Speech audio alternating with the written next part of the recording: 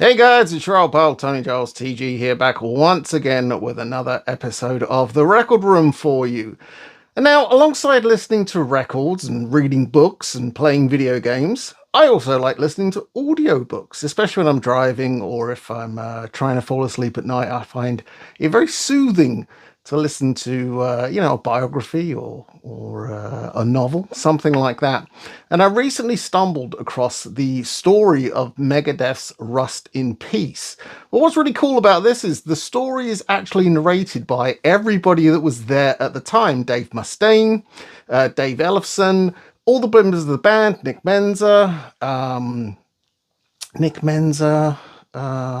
Marty Friedman. I got blanked on his name then for a second.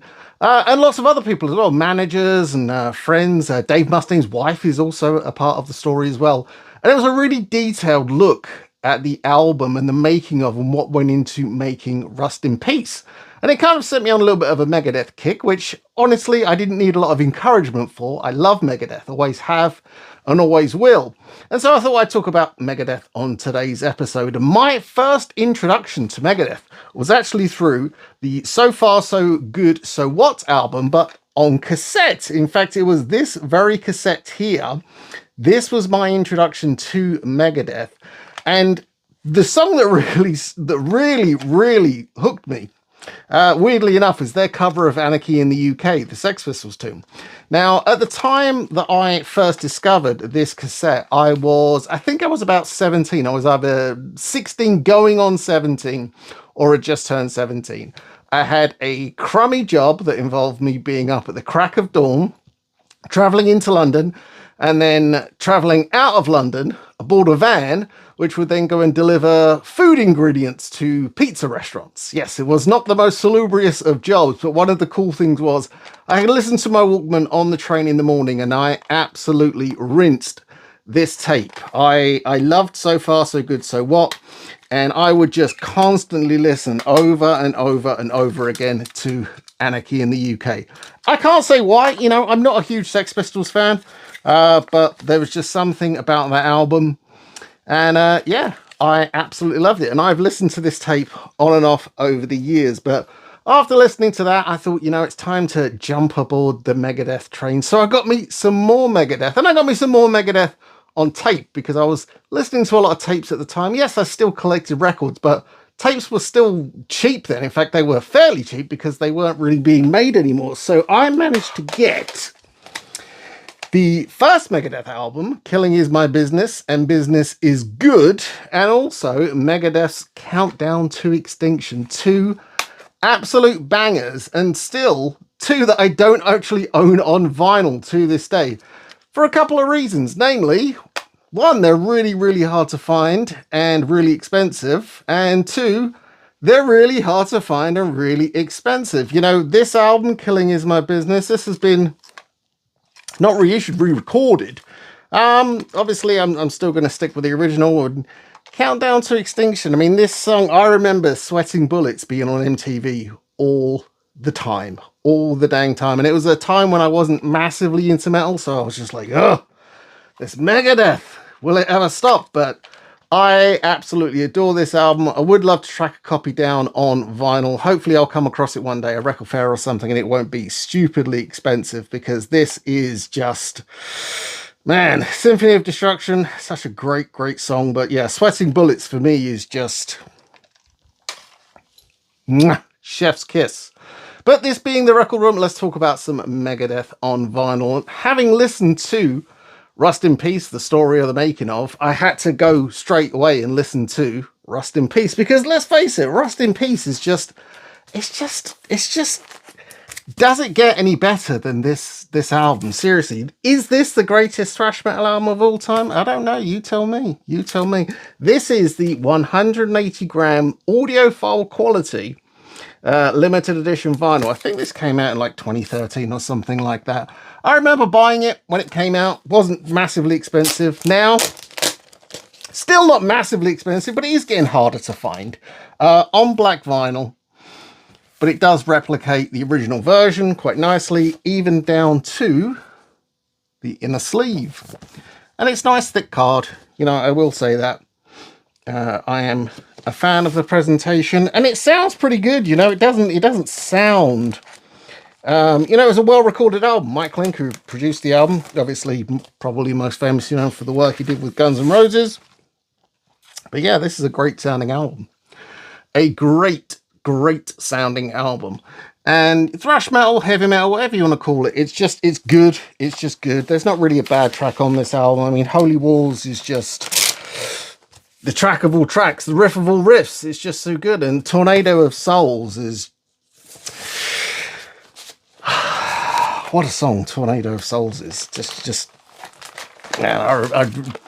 What a song. Alongside that one, though, I also have a picture disc of it, because let's face it, when it comes to Megadeth, they are something of a visually aesthetic band. And this is the Back to Black reissue. And I don't even... when did this one come out? Does it say? It's not even that long ago. 2014. So there you go. So a little bit over 10 years, 11 years ago, if these dates are to be believed. But this goes for about £100 or so now. It is insanely expensive for what it is. It's just a single disc picture disc. But I mean, come on. Look at that. That is pretty cool. If you're going to have a Megadeth picture disc, well, you probably want to have that one, right? It's very cool. It's very cool, but not the only Megadeth picture disc guy. Oh, no. So when I was listening to my cassettes and I found myself getting closer and closer into Megadeth, Megadeth had actually just released, I believe they'd just released, the Euthanasia album, which for some people, they'll say that, you know, Euthanasia, not the heaviest, not the greatest Megadeth album. But for me, this was almost the first Megadeth album I kind of discovered in real time. And so for me, I absolutely adore this album. The song Train of Consequences, which was the first single of this, I remember back in the day, I don't have it now, I wish I still did, I had a 12-inch etched picture disc that had a big train going around the outside. And I still think that song kicks so much ass today. The riff on it is just catchy as all get out. And I can still remember the words to that song. I admittedly haven't listened to Euthanasia as an album for a long time, but I put it on the other day and surprised myself by how many songs I still knew the words to, which for me, you know, that's the mark of a great album. This is just the standard reissue picture disc. Comes in a clear sleeve with a sticker there. It's not heavyweight or anything. I mean, it feels like a 140. I don't think it's a 180. This, I believe, is just how you can find this nowadays. I don't believe you can find a standard vinyl copy, a standard color, something like that, a non-picture disc version. I'm really not sure. But when I went to buy the album, that was the version there was. And so far, so good, so what? Being so close to my heart is something that I had to replace on vinyl. I still listen to the cassette, I do, but I had to have it on vinyl. And this is all my Megadeth albums. None of them are original. They're all reissues. Megadeth are quite collectible, especially up to probably and including Cryptic Writings and Risk. That sort of that generation of Megadeth. I don't want to say the classic era because it changed all the time, but the newer albums for Megadeth are quite easy to find. The older albums, if you see them, grab them because they won't be around long. They really, really will not. And this is just, again, a standard reissue. So far, so good, so what? But it does come on nice, thick black vinyl. I will say that. And they do come with their original printed in the sleeves, like they're reissued with their inner sleeves. So there's the cover. There's the cool back cover. And this just came with a standard inner sleeve, which I do replace everything. But it's nice it does come with a separate inner sleeve. And this is, you know, it's nice, it's thick, it's glossy. It is nice. So I was glad to repurchase that one on vinyl because it is nice to just, you know, bust out an LP copy every now and again. And I love Megadeth, and Megadeth are probably going to be known for a handful of songs, maybe an album or two. But if you ask any kind of general metal fan, Megadeth, you like Megadeth, they're probably going to name one album. This one right here. Peace sells, but who's buying? What a song. What a song, what an album. Vic Rattlehead, one of the most iconic heavy metal album covers of all time. I don't think it gets any better than this. I really, really don't. From start to finish, this album is just insanely cool. It's just insanely cool. And to think that, you know, Dave originally being in Metallica, if things had worked out for him and he'd stayed in Metallica, would we have these awesome Megadeth albums? I don't know. I don't know. This one again comes with its original, well, a replica of its original inner sleeve. I just look at this artwork. It's so cool. Let's just pick this up here. Peace sells, but who's buying? And this again, this is a standard black vinyl reissue. I'll show you again. It's kind of, it's not heavyweight vinyl, I won't say that, but it's definitely 140.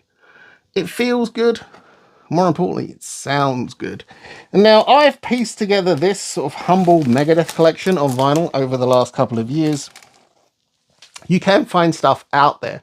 I believe you can get some stuff on, you know, Amazon, your local retailer, things like that. But finding all the albums in one go has proven to be tricky over the years. I would love to replace these reissues with originals, but I have to say, sound quality wise, they all sound pretty good.